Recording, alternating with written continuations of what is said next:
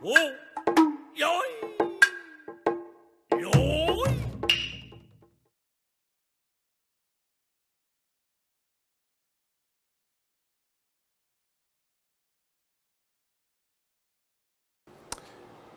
So my name is Garrett Washington, and I am a modern Japanese historian.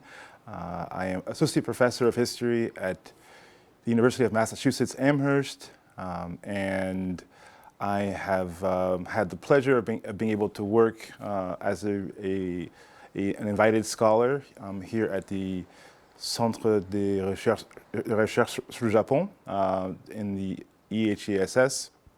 And so I'm working now on a project that has benefited from my year working on that very much. And so I'm here to talk to you about that project in particular today.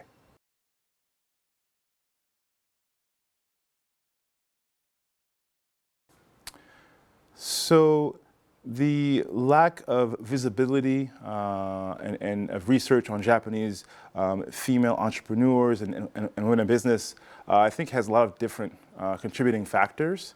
One is that they're just not very visible in the historical record. The documents are very few that actually name women as business owners or business managers in the Meiji and Taisho period.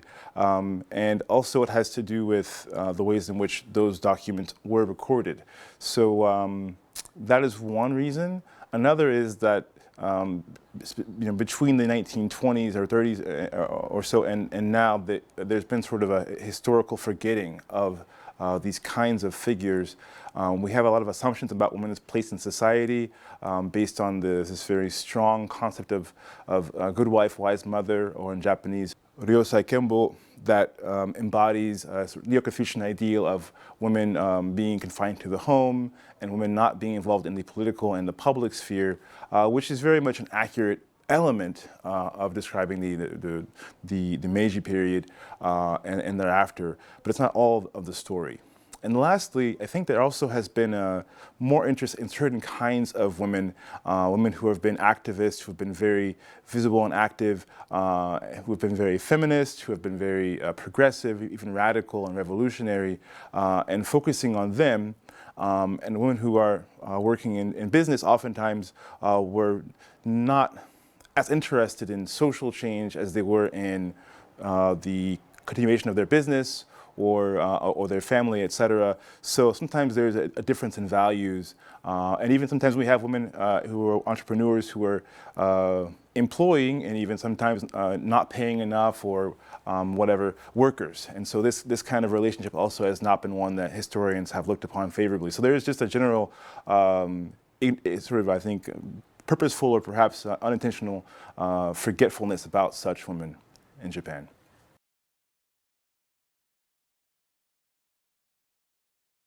So right now I'm working on the history of the coal mine of Uruno in the Chikuhō region of Kyūshū in Japan. And this is a mine that Hirooka Asako managed, oversaw, and eventually brought to profitability before selling to the government-owned and operated Yahata Steelworks in 1899. To work on this particular project, which is part of my larger project, but also it's also a specific focus for an article that I'm working on, I've used the sort of more usual documents. That would be things like newspaper articles about the creation of companies. I've used a lot of documents on the creation of the port of Meiji. I've also examined the local mining newspapers or publications, gazetteers, and also local mining histories that go back to around 1900. But I've also really been lucky to expand upon those sources by using things like letters that she wrote and that those people in her family wrote to her, that neighboring mine owners wrote, or ways that they wrote about her, and then a whole lot of other kinds of sources. She herself didn't write a long biography or autobiographical work, but she did give a lot of speeches and talked a lot about these kinds of things in interviews and in articles for secular and even Christian newspapers in Japan and journals. So I use all these sources as well as contracts and documents of that sort to try and create a more nuanced and accurate picture of her role in the mine.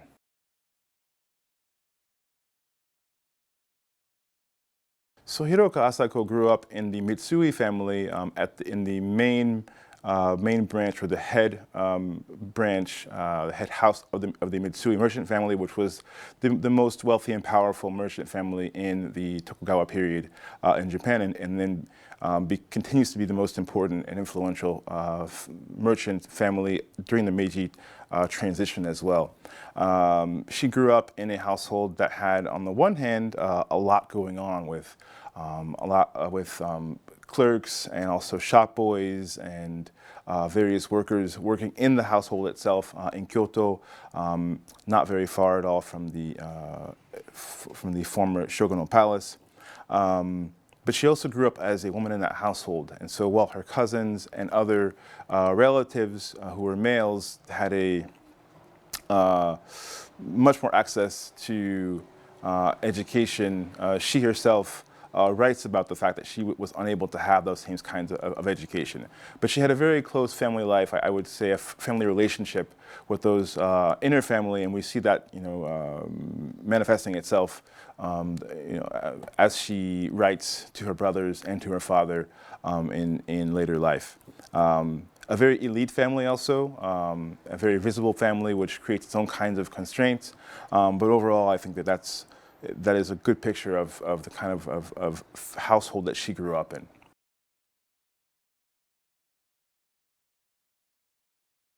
Yeah, so speaking of education, so she was educated in the things that a woman of an elite household, a daughter of a household such as Mitsui, would be educated in. So this includes a certain amount of education in being able to write in Japanese and read in Japanese, as well as a lot of so-called womanly pursuits, so sewing and weaving, playing the koto and the shamisen, and also the sort of the art of hosting people at home. These things, she studied those very carefully, and so she talks about all these things in her own various sort of autobiographical writing. She did not receive the kind of education that she wanted. She wanted to be able to study the Chinese classics, which her male relatives were able to study. She wanted to be able to study mathematics or at least finance, and she wanted to be able to read quite a bit. She writes about the fact that, unfortunately, when having been very stubborn and having even tried to get education like that in a sort of hidden way, when she would actually like hide in the closet, or so she explains, and watch the lessons her cousins were receiving, and take notes and learn that way. Her parents forbade her from reading at age 13. So this is one of the things that was really important for her. It marked her quite a bit, and she talked about it, when she was in her, in her 60s and 70s, as an important part of her life as well.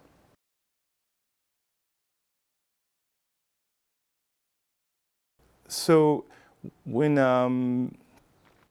for most of her life, she was not involved in education at any level.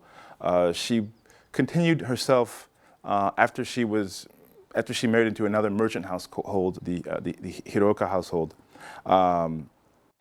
She gained the freedom and the space to be able to then read a lot, and she did that a lot. But it wasn't until the 1890s when she began to combine this continued reading that she'd been doing on things like mining and finance and banking with other kinds of reading like philosophy and theology. And she met Japanese Protestant Christians in Osaka, where she lived at this point, who were interested in things like women's education, and also women's rights, and education more broadly for all. And so these relationships really for her were a turning point. And so she began to sort of sponsor a young Japanese educator who hoped to found a women's university in Japan named Naruse Jinzo. And through the intermediary, who was a pastor at the Japanese pastor of the Osaka church that was nearby, who knew about this project. And so through this connection as a mentor and sponsor for Naruse Jinzo, she does begin to play a role in this project. She actually is the one who is going to become the major booster and fundraiser for this new project. She gets major figures like Okubo Toshimichi and other people like that to sign off on the petition to be able to found this institution. Shibusawa Eiichi, for example, as well, important men with the financial and political clout to be able to establish an institution like this, which was in Japan without precedent, a private women's university in Japan. So she plays that role, and then she also is able to give the largest initial donations to start this school. Its primary benefactor she becomes, and that school is actually founded in 1902, and it's a Japan Women's University, or Nihon Joshi Daigaku, which she helps to found.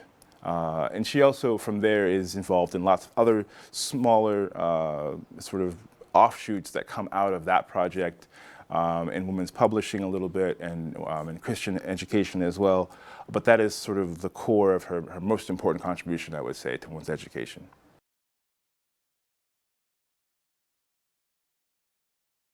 So it was these interactions that she had with Japanese Protestant Christians in Osaka, sort of as she was coming to the end of her hard work to revitalize the mine at Uruno, that she became interested in Christianity, but she did not convert right away. She just was attracted to the intellectual and social atmosphere of the church. And she also went to Tokyo as well and taught and saw important figures, and also in Tokyo as well as in Osaka, she visited churches. But she was not a convert right away. She only converted when she was 60 years old, having sort of just been impressed with the Christian institutions and the kinds of ideologies that were developing there. But I think a really important part of it was that she believed that Christianity was the religion, especially the Protestant version that she was seeing, that promoted women's sort of social status improvement, and even hopefully gender equality. And she believed very strongly in these things. And so that's, I think, part of why she decided ultimately to become a Christian. There is a larger story that there's another story that she talks about, where the turning point for her in her religion, her spiritual development was when she had cancer, and she was on her deathbed, and she had some sort of revelations related to Christianity and to God, and things that she'd heard for a long time begin to make sense. So that was sort of the thing that sort of finally pushed her over that threshold to actually become a Christian. And then she became a very active, vocal Christian and spoke about it a lot, and was a sort of a spokesperson for the religion in Japan.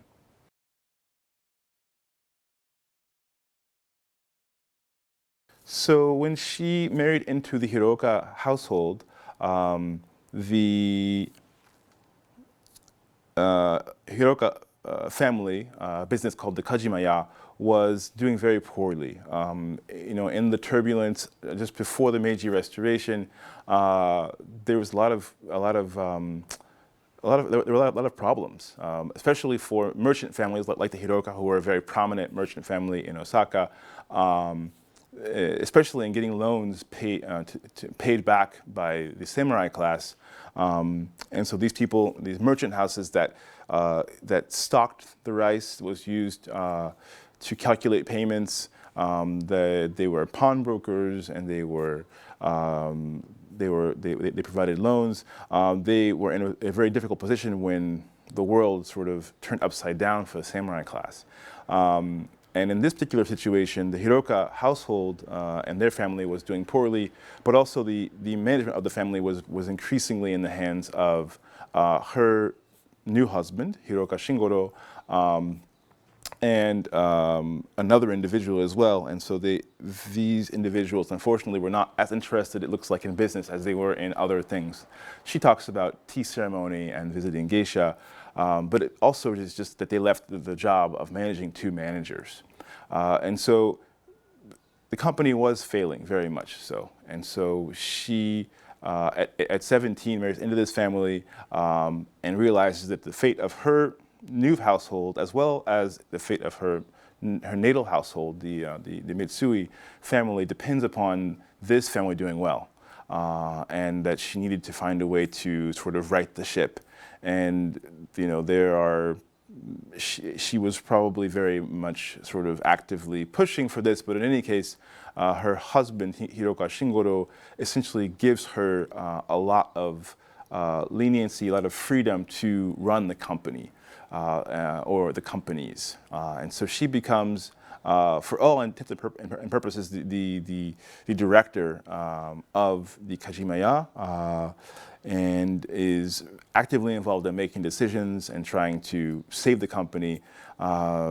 She goes, for example, and tries to get loans paid back when the new government is established, and one of the major daimyo families that owed money to them and they'd loaned money to them for many, many years, becomes part of the new administration. The high-ranking members of that particular domain become part of the new Meiji administration. She actually is the one who goes and sort of guilts them into providing a loan for her family to help with this transition.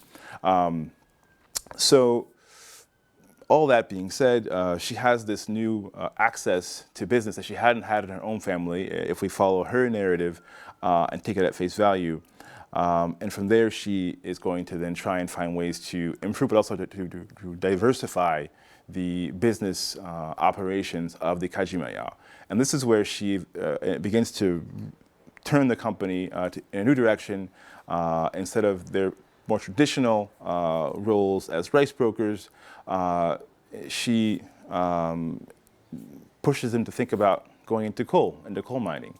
And from there, that is her first real entrance into business, so to speak. And then from there, she will do many other things. She will establish with others in the family as well, a bank, the Kajima Bank. She'll take a part also in a spinning association of several people who are involved in the silk industry, or the cotton industry, I should say, in the Kansai area. And she will also be involved in the creation of Daido Seimei, which is a still existing and very prominent life insurance company in Japan.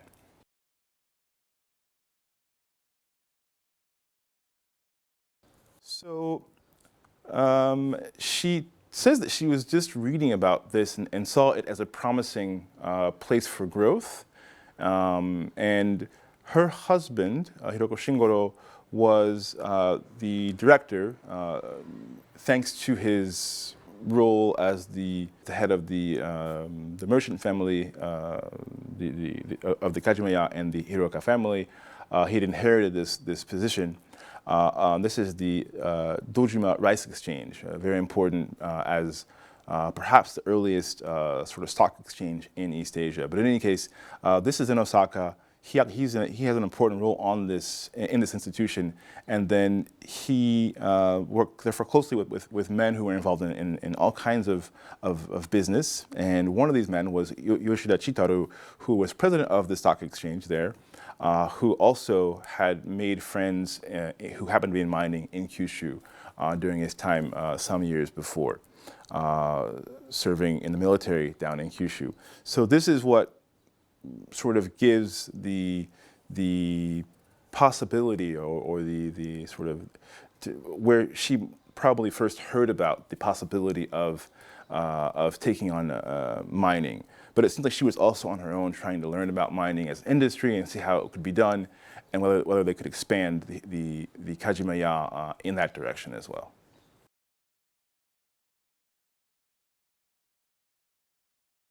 So a lot of her difficulties, they related to a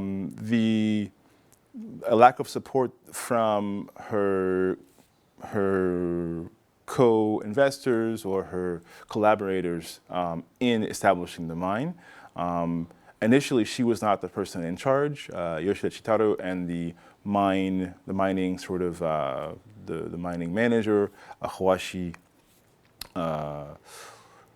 whose first name I've forgotten right now, but Hawashi and Yoshida are the ones who are in charge, and she seems to be facilitating but not running the show. She was able to, for example, convince the head clerk of Mitsui, whose name was Minomura, to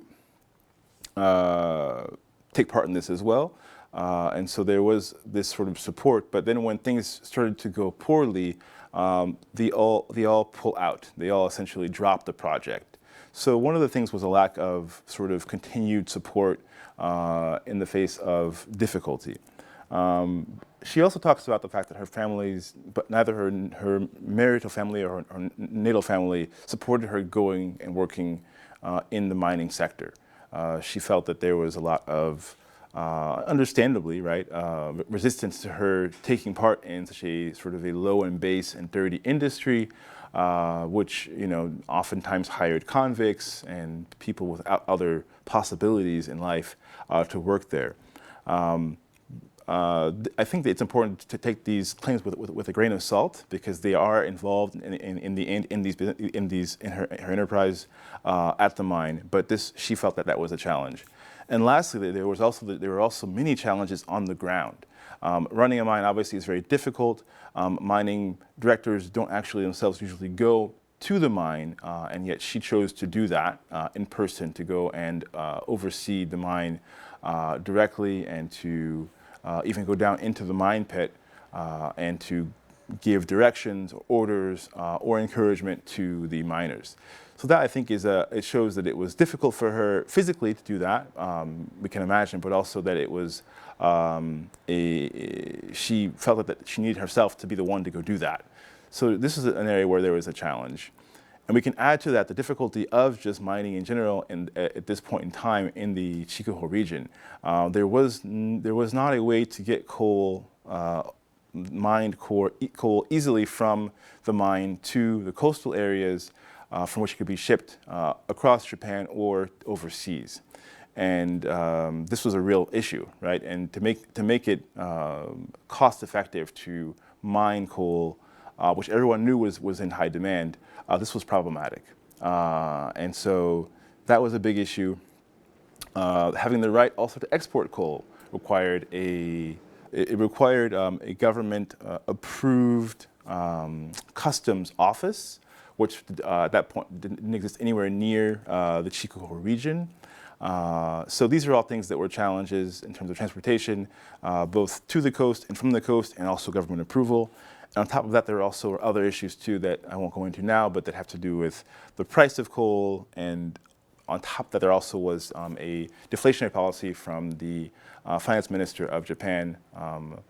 And the so-called Matsukata deflation policies also had a very negative impact on the mining sector in Japan. So she had a lot of adversity to deal with in that arena, for sure.